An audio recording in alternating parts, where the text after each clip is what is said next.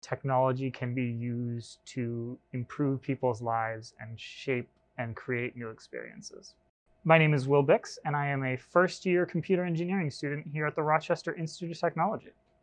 I've recently been working a lot with researchers who are studying crows near my hometown, and I've really enjoyed that opportunity because I'm able to participate in wildlife research, which is something that's far outside of my field of expertise, but I'm able to contribute using my knowledge of advanced technologies like drones and computer vision processing to enhance this field that has been using many of the same methodologies for a long time.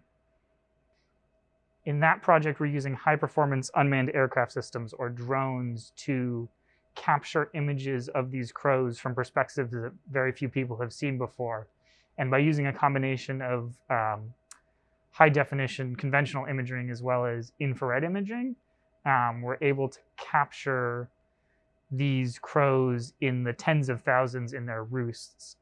I think I definitely prefer collaborative projects because when you're working on a project by yourself, you're only able to rely on the ideas you have. And when you're working collaboratively, you are able to have other people who can contribute and share perspectives that are different than yours, and ultimately integrating those other ideas is what makes a project successful.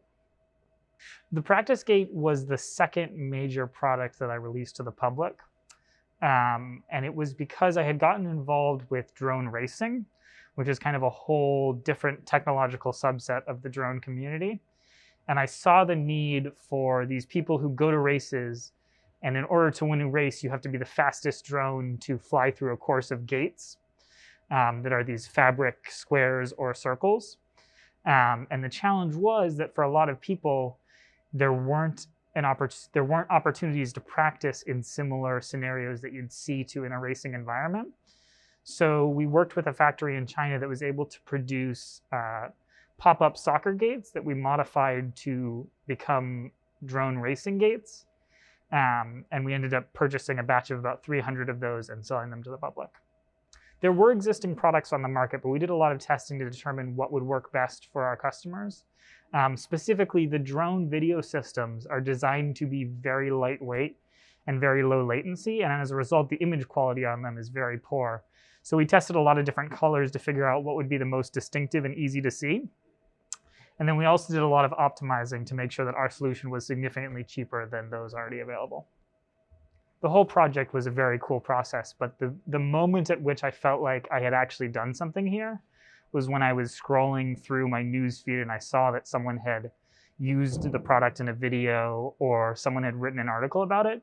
That was the moment where I was like, wow, I've actually created something here that people appreciate and people need. I definitely appreciate the ability to get involved with entrepreneurship at that stage because it taught me a lot of valuable lessons about running a business, interacting with customers, managing the financials of that. And it also gave me perspective as to some of the challenges you run into when you're taking on so much work as a single person.